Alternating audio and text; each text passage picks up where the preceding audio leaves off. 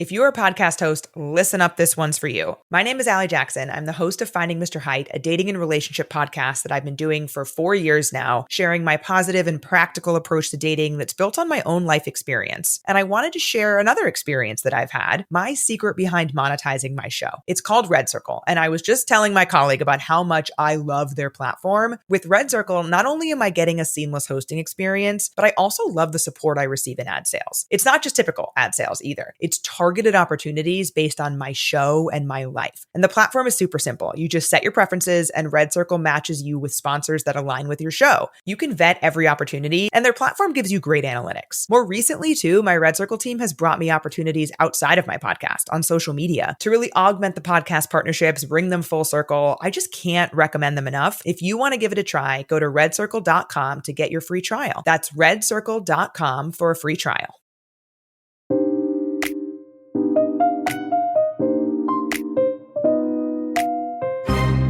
Hello, listeners. Welcome to Stars of the Golden Age, a show that highlights the lives of legends from film, music, and the birth of television during Hollywood's golden age and the few years surrounding it.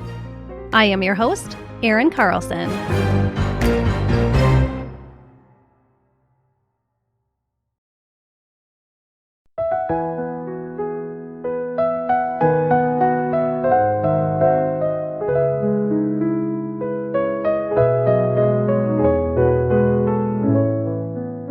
Today, we will be discussing the girl with the $1 million legs, Betty Grable.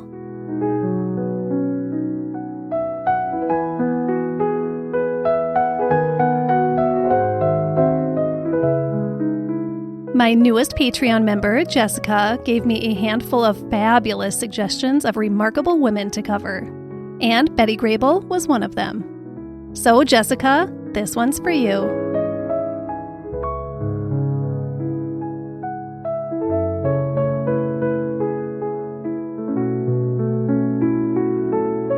Elizabeth Ruth Grable was born in St. Louis, Missouri on December 18, 1916, to parents John and Lillian. John went by his middle name of Con, so that's how you'll hear me refer to him. Lillian and Con actually have quite the meet cute. They met at the iconic 1904 World's Fair in St. Louis.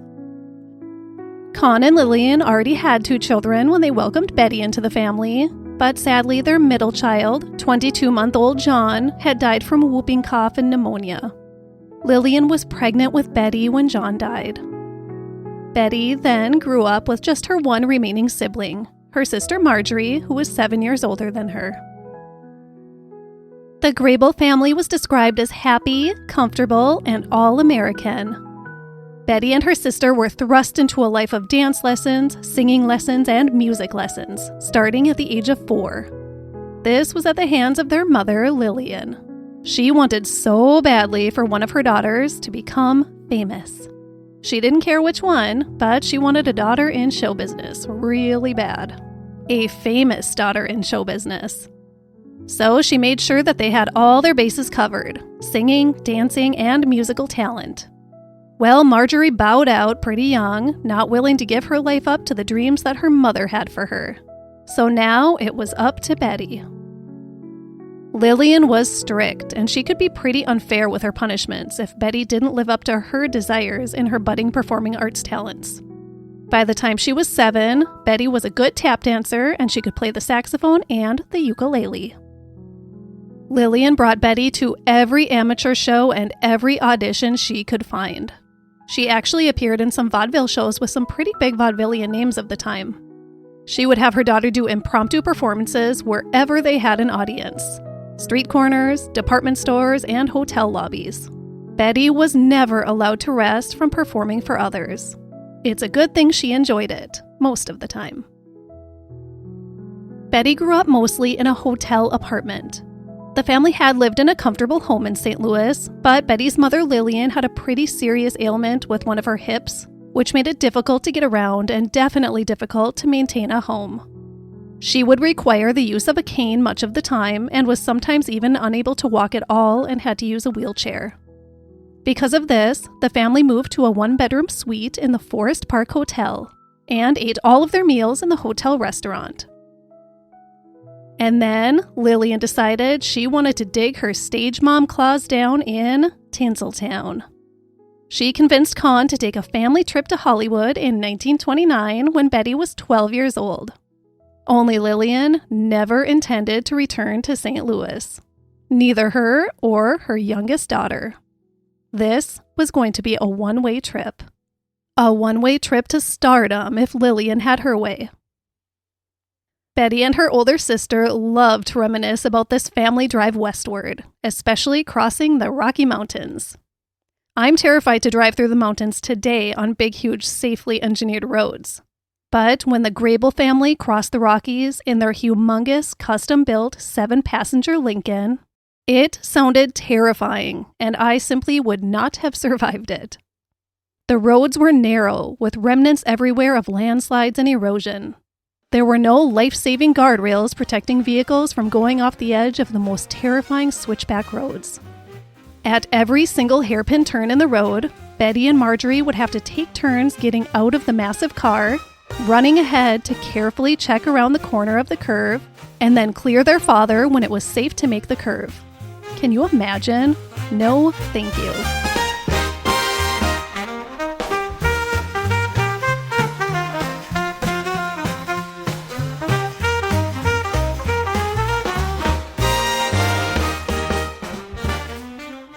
Lillian Grable had quite the cushy arrangement with her husband.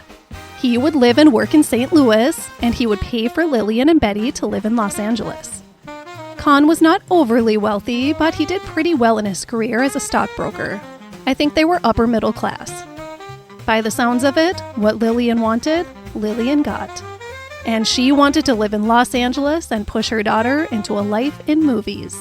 And let's be honest, Con was probably happy to have her out of the house. Sister Marjorie later wanted to point out, though, that Con was not submissive to their mother's demanding and assertive ways.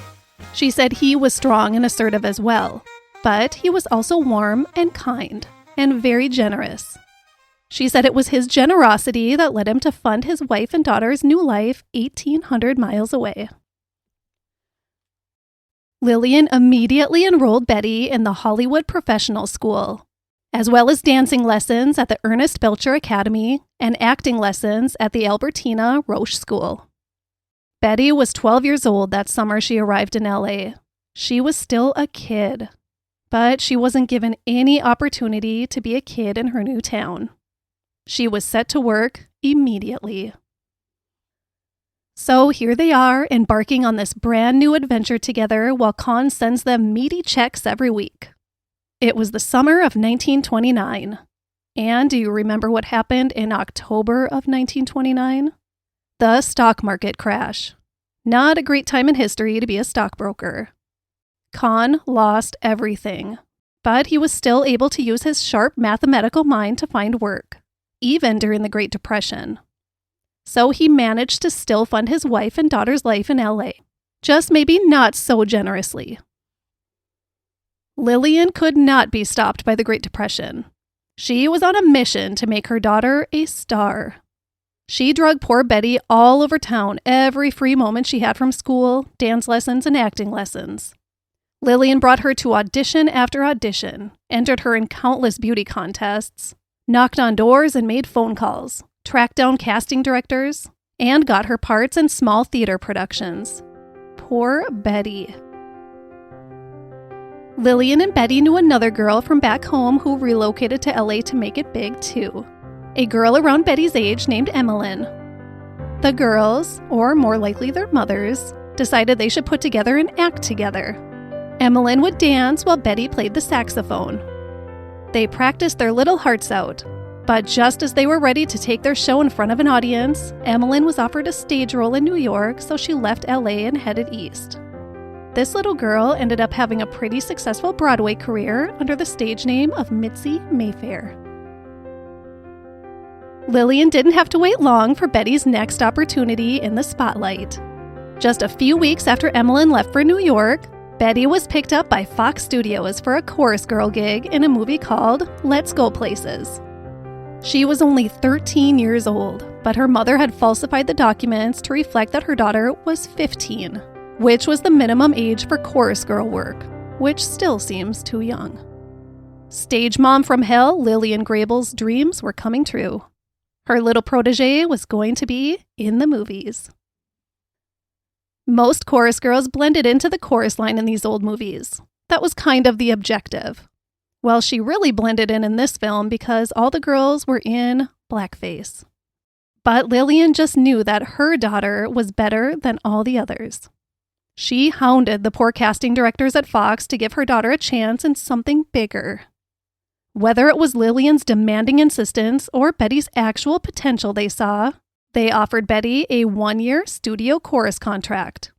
At 13 years old, Betty Grable was making $60 per week.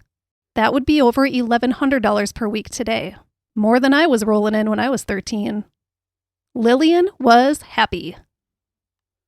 Lillian was thrilled about Betty's next chorus girl spot in her second movie, the first movie under this shiny new contract with Fox Studios. No blackface in this one. Everyone would see the beauty and talent in her daughter. And see, they did. Now that Betty was recognizable as Betty Grable, it came to light at Fox that their new chorus girl was a 13-year-old girl. Someone snitched. And there went Betty's contract and her weekly paycheck. She was fired. See what happens when you lie? Betty soon turned 14, and then she hit another casting call for chorus girls over at Goldwyn United Artists. Apparently 14 was good enough there, or Lillian lied again, because Betty was picked up for a stock chorus contract out of about 1,500 girls that were looking for the same chance. One of her first gigs with United Artists was in a Mary Pickford film, Kiki. How cool would that have been?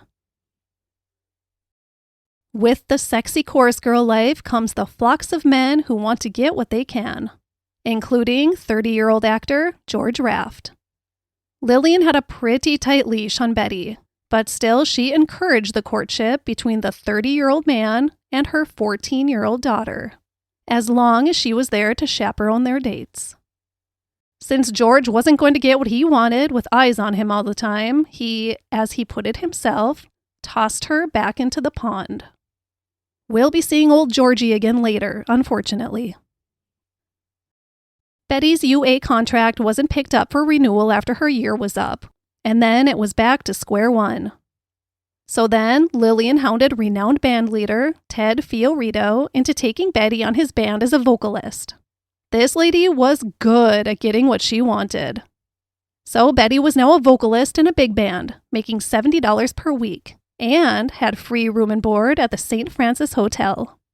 She stayed with the band a little under a year, some of that traveling in a Greyhound bus, with Lillian, of course, and some at engagements in LA.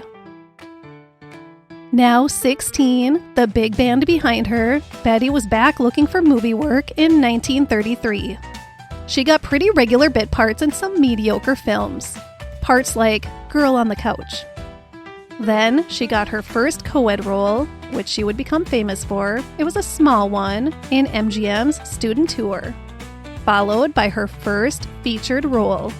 And it was in a Fred and Ginger movie, The Gay Divorcee. RKO was impressed with her dance number in The Gay Divorcee, and they signed her under contract. And, of course, changed her image a little, including making her into a platinum blonde. She was rising the ranks into bigger and bigger parts. And one of her early films was partnered with another young RKO starlet, Lucille Ball, who would become her good friend.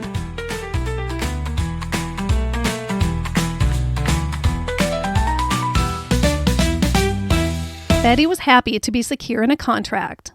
And even though her parts were getting better, she was still just another stagnant actress in a sea of tons of others. Nobody seemed to really be noticing her. And then, one day, someone did notice her, more on a personal level. Former child star Jackie Coogan. He was 20 years old, Betty was 19. Betty really liked Jackie, and Lillian really liked Jackie's recognition and fame. And the rumors that he was about to come into a windfall of money from his work as a child superstar. On the arm of someone as recognizable as Jackie Coogan, Betty was soon very noticed, especially when the two got engaged. Betty's RKO contract stipulated that she could not get married until she was 21 years old, which would be on December 18th, 1937. But then they dropped her contract in the spring of 1937, and the 20-year-old was free to do as she pleased. Well, as long as Lillian approved.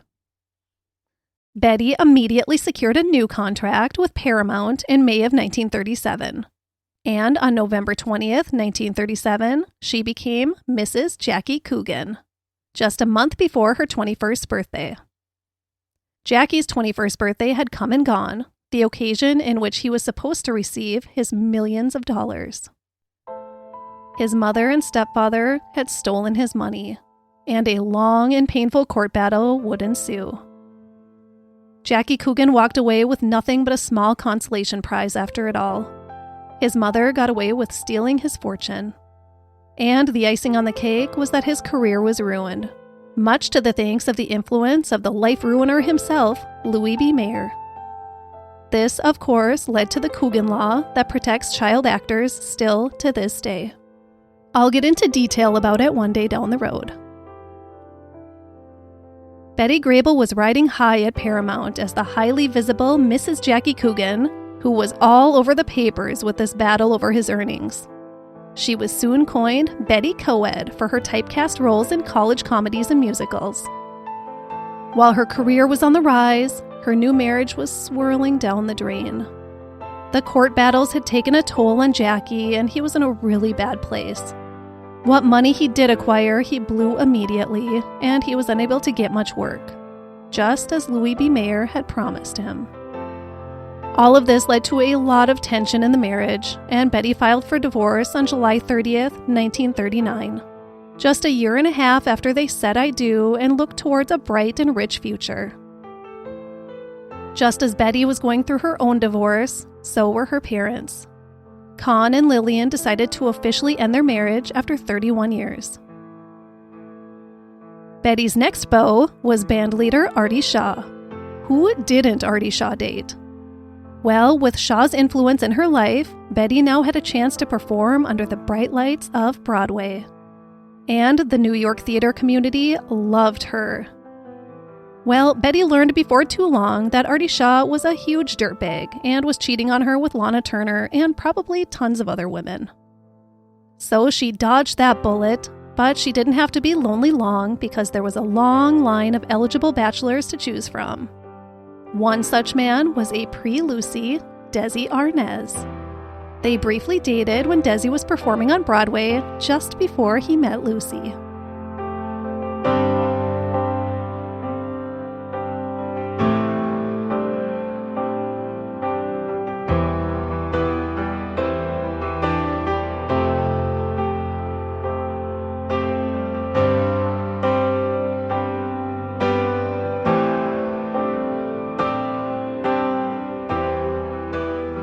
Betty returned to Hollywood and continued to climb the ranks on the big screen.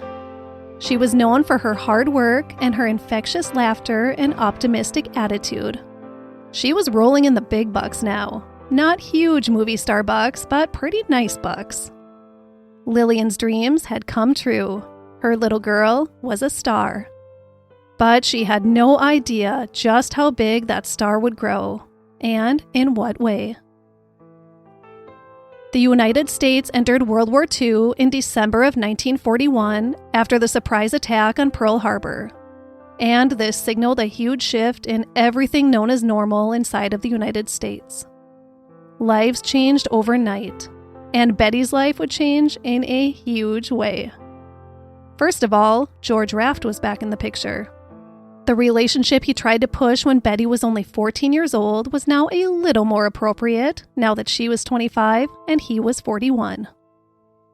Like so many actresses during World War II, Betty Grable got right to work aiding in the war effort. She took part in war bond rallies and entertained and served at the Hollywood Canteen. She gave many servicemen one last dance before they were shipped off to war. Many of them never returned. And then her presence grew beyond the Hollywood canteen and the war bond tours. Her image was about to be graced in the pockets and footlockers of millions of soldiers. She was about to be a world-famous pinup girl. The iconic photo was taken by a 20th Century Fox photographer named Frank Poolney in 1943, and it is ranked as one of the top most popular photos of World War II, right up there with the iconic photo of the flag rising in Iwo Jima. I'm sure most of you have seen this photograph. It is part of the cover image of this episode, but I will describe it anyways. Betty is standing straight and tall, back to the camera, hands on her hips, looking over her shoulder adoringly at the camera, wearing a white swimsuit and shimmery bronze heels, and legs for days. And, fun fact, the ankle bracelet that she's wearing in the photo was given to her by George Raft. The photo leaves very little to the imagination, and it was just the thing those brave men needed to get through the horrors of battle. It gave them hope and courage to fight their way home because maybe, just maybe, they could find a woman like Betty Grable. By the time this photo became widely circulated, Betty Grable had finally become a pretty huge star. By the end of 1942, she was ranked the 8th most popular Hollywood movie star. And she would just rise from there and remain at the top for the rest of the decade. As far as specific photo requests from U.S. servicemen, Betty Grable was by far the most requested. It is estimated that 5 million copies of this photographic shot of Betty Grable landed in the hands of GIs. 5 million. And it is also widely believed that this photo and the countless lockers it adorned was the birth of the term pinup. Betty Grable was the first official pinup girl. Betty Grable's star had now risen even higher, as high as it could. She was now number 1. Those famous legs were precious assets. So precious that Lloyd's of London insured them for $1 million. I did read a lower amount than that in a different source too. And then in February of 1943, Betty Grable was honored with a forever imprint of her hands and feet in the cement at Grauman's Chinese Theater. And her right leg. A pair of her stockings was sold at a bond drive for $110,000. There are 2 reasons why I'm in show business, and I'm standing on both of them, she said. Around the time of all this fanfare, Betty ended her relationship with George Raft. He was never going to commit completely to her, and he was insanely jealous and possessive. She wanted out. Plus, she had her eyes set on a new guy. Bandleader Harry James. Betty and Harry had known each other for a while, and once she was officially free from George Raft, they began a whirlwind romance. Within just a couple of short months, on July 2nd, 1943, they were married in Las Vegas. Betty and Harry were incredibly happy together and relaxed into a perfect little life of wedded bliss. They wasted no time starting a family, welcoming their first daughter, Victoria, on March 3rd, 1944. 8 months and 1 day after they got married. And then she got right back to work. Betty kept popping out hits, but she always refused to accept deeper roles. She was a song and dance girl, she would say, and that's all. Her audiences wouldn't accept her in anything else. Still, she was the highest paid star in Hollywood for the years of 1946, 1947, 1948, and 1949. On May 20th, 1947, Betty gave birth to her and Harry's second daughter, little Jessica, and their family was now complete. And again, she got right back to work. Betty was flying high for the remainder of the 1940s and the first part of the 1950s. Her marriage was happy. Both she and her successful husband were rolling in dough. They had 2 beautiful daughters, and their careers were going great. They were blessed beyond belief. And best of all, they were happy. Until they weren't. Until the marriage wasn't so happy and Betty's career wasn't flying so high. You see, the studio she had called home for years, the studio she had made over $100 million for, was backing away a little. Betty turned 36 years old at the end of 1952, and well, studios think that's kind of old sometimes. Fox head Daryl Zanuck thought 36 was getting a little old, so he found himself a brand new young blonde bombshell to slide into that #1 position and bump Betty Grable out in the process. Marilyn Monroe. It wasn't a nasty affair, though. Betty actually took Marilyn under her wing and they became good friends. There is a cute story about the filming of How to Marry a Millionaire, where Betty caught Marilyn about to go onto set with dirty feet and chipped toenails. She pulled her into her dressing room and gave Marilyn a pedicure herself. When their men were out of town, Marilyn was with Joe DiMaggio at the time, they would have little girls' nights in together. So it wasn't an ugly out with the old, in with the new type of situation. Betty really liked Marilyn. Still, Betty Grable could see the writing on the wall with her future, or lack thereof, at 20th Century Fox. She still had 5 years left on her contract when How to Marry a Millionaire was filmed, but she decided she was going to bow out before she could get kicked out. On July 1st, 1953, Betty Grable entered the office of Daryl Zanuck, held up her contract, and ripped it into a dozen pieces. She stepped out of the way for her friend, Marilyn Monroe, to glide into the #1 spot. Although Betty would have loved to retire right then and there from the movies, there was a problem. She and Harry were big-time gamblers at the horse track. In fact, they bred and raced their own horses. Not only that, but they had a pretty inept accountant and owed the IRS a ton of money. So she did a few lackluster movies, even one back at 20th Century Fox, and she and Harry fell into a realm they both wanted to avoid: television. But appearing on a few popular TV variety shows was easy money. And they needed the money for the first time ever in their marriage. Betty ended up kind of liking the whole TV thing, so she stayed pretty busy with different guest appearances throughout most of the 1950s.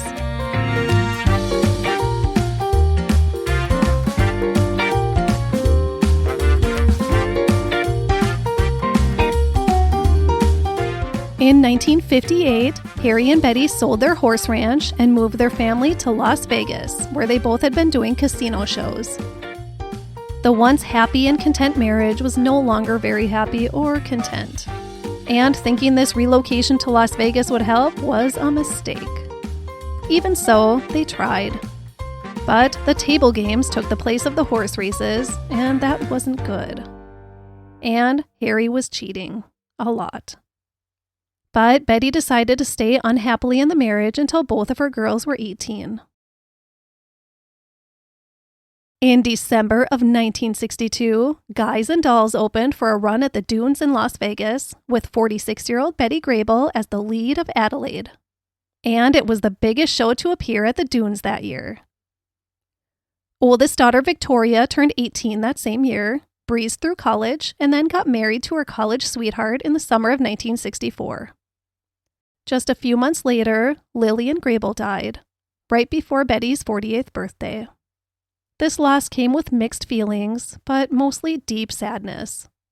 Yes, Lillian was kind of hard on Betty, but she was the one who had always been there for her, even if it wasn't in the most nurturing way. And now she was gone. Betty's youngest daughter, Jessica, turned 18 the following May and immediately moved out of the house. She had been rebelling against her mother's strict parenting for a couple of years and could not wait to break free and join her hippie friends in a life of freedom. Well, she got married a month after she moved out and got pregnant right away. Doesn't sound like freedom to me. Betty filed for divorce in October of 1965 and headed east to appear in Hello, Dolly in New York before the ink was even dry. During the show's run, 49-year-old Betty Grable started dating a 22-year-old co-star. He was basically the same age as her marriage to Harry James. I don't know about that, but they were both very happy. It must have been kind of weird, though, when a few months into their relationship, Betty became a grandmother. It was exhausting work, but Betty was enjoying her work in the theater. They were doing 14 shows per week on the road with Hello Dolly, and then a long run in New York. And then she followed that up with a few more productions. The truth is, she kind of had to keep working. She still had a strong gambling habit, and she had expensive tastes. Betty Grable had the honor of presenting an Oscar at the 1972 Academy Awards ceremony on April 10, 1972. Following the ceremony, during all the after-show excitement, Betty started to feel a little off. And then later, she had a mild seizure. Her boyfriend Bob tried to take her to the hospital, but she refused. Finally, in the morning, when she didn't feel better, she relented. She described her symptoms to the doctor: recent dips in energy, sharp stabs of pain every now and then, and heaviness in her chest. It was lung cancer. Betty underwent chemotherapy, and it did help with the cancer in her lungs. But it was too late. The cancer had already spread to her stomach and her brain. Betty Grable was dying.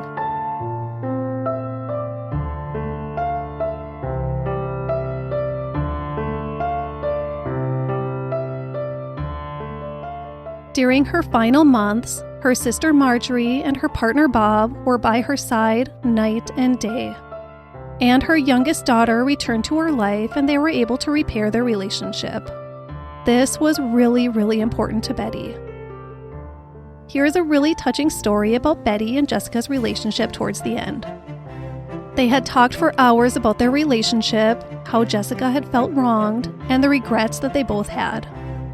One thing Jessie told her mother that had always saddened her was the fact that she had never really had any birthday parties as a child, and that made her feel neglected and unloved. So, on May 20th, 1973, Jessica's 26th birthday, Betty threw her youngest daughter a surprise birthday party in the hospital room that she was confined to. Marjorie and Bob had helped her put it all together, complete with a big cake and decorations. This was a really happy day for both mother and daughter. Betty was gone just 6 weeks later. Betty Grable died at 5:15 p.m. on July 2nd, 1973, surrounded by love. She was only 56 years old.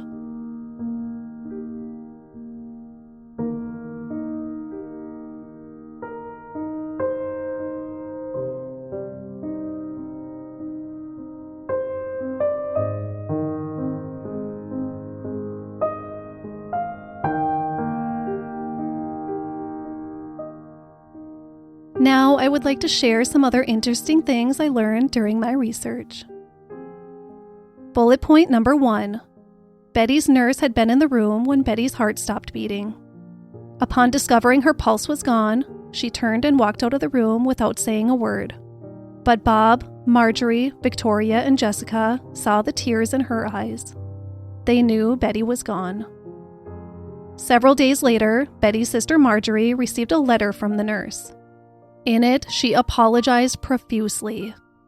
She wrote, quote, "I know it wasn't professional of me to break down like that, but I had been a Betty Grable fan for so many years, and then finally getting to meet her, and then having to watch her die. It was just too much for me." End quote. Bullet point number 2. Betty's dogs, Elsa and Cato, were her babies. I can relate to that. When she died, her partner Bob Remick kept the dogs and showered them with all of the love Betty would want for them. Even a few years down the road when Bob got married and became a father. The dogs were still part of his family. Bullet point number 3. Fun fact about Betty Grable's second husband, trumpeter Harry James. The recorded bugle calls played during World War II whenever a live trumpet was unavailable was him. It was part of his contribution to the war effort. Bullet point number 4. Betty Grable was a sleepwalker. Lucille Ball recalled of a time that they were on tour with RKO and they were staying in a hotel. Lillian always requested a room on the ground floor, but this hotel did not have any available. So Lillian tasked Lucy with helping to protect Betty. They'd all sleep in the same room, Betty in the middle, so they could protect her if she starts moving around. Well, she did start moving around, and she went straight to the window. Lucille Ball saved her from potentially going out the second floor window. I do want to sprinkle in here that studies have proven a link between childhood stress, anxiety, and trauma with adult sleepwalking. So thanks, Lillian. In conclusion, Betty Grable was said to be hilariously funny, extremely fun to be around, a generous friend, kind to the core, and sometimes unpredictable. Lucille Ball recalled of Betty from their RKO days together, quote, "I was always sure to have a good time if Betty was there. She was the funniest person I ever knew, and everyone loved her. She had what I call kind of a kinky, curly, wonderful way of looking at things," end quote. I think that's just the sweetest compliment to her. Betty really sounded like a good person. Betty Grable always seemed to be chasing love and acceptance, though. 2 things she never felt she received as a child who was pushed into a life of grueling show business. Those close to her, including her daughters, said Betty always felt a bit unsettled. She never knew what she wanted out of life. But she was never given the opportunity to choose her own path. Her mother had thrust her into the life she wanted for her, starting when she was just 4 years old.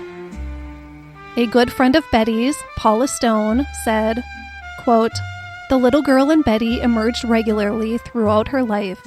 It was almost as if she was constantly seeking the childhood that had eluded her," end quote. Ding, spot on.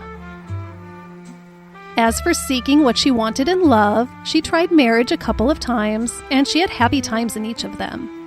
But it was with the least most expecting man that she finally found the purest and most wholesome love she would ever experience.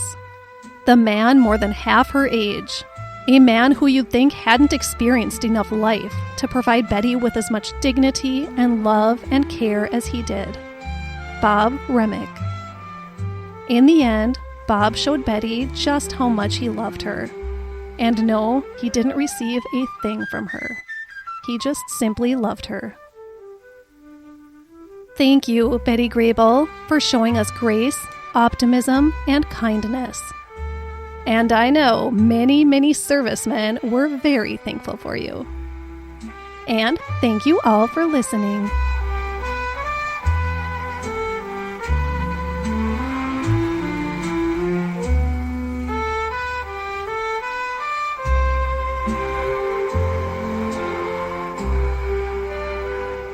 Now I would like to share a review of the week. I'm still holding strong with just that one negative review, so here's another happy one for you. This review is from Spotify user Girl Curly US. She said, quote, "Love this podcast. Erin does a fabulous job with a quick background of Golden Age stars.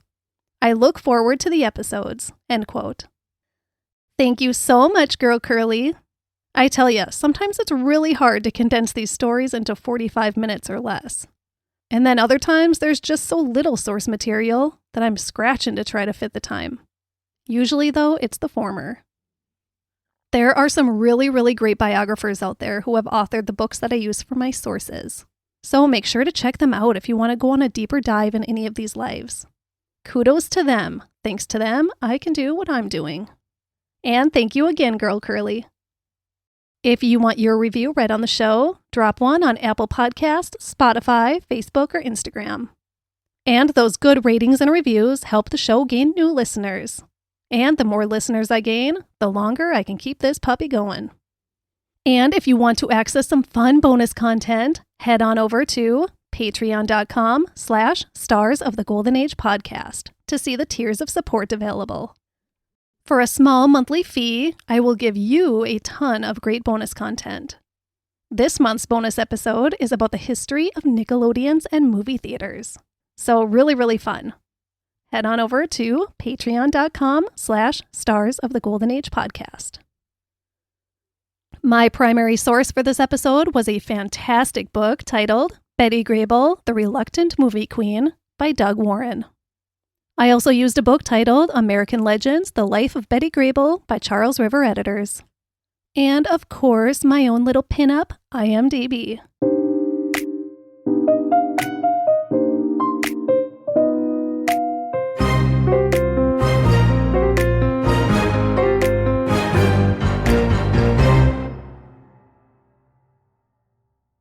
If you're a podcast host, listen up, this one's for you. My name is Allie Jackson. I'm the host of Finding Mr. Height, a dating and relationship podcast that I've been doing for 4 years now, sharing my positive and practical approach to dating that's built on my own life experience. And I wanted to share another experience that I've had, my secret behind monetizing my show. It's called Red Circle, and I was just telling my colleague about how much I love their platform. With Red Circle, not only am I getting a seamless hosting experience, but I also love the support I receive in ad sales. It's not just typical ad sales either. It's targeted opportunities based on my show and my life. And the platform is super simple. You just set your preferences and Red Circle matches you with sponsors that align with your show. You can vet every opportunity and their platform gives you great analytics. More recently too, my Red Circle team has brought me opportunities outside of my podcast on social media to really augment the podcast partnerships, bring them full circle. I just can't recommend them enough. If you want to give it a try, go to redcircle.com to get your free trial. That's redcircle.com for a free trial.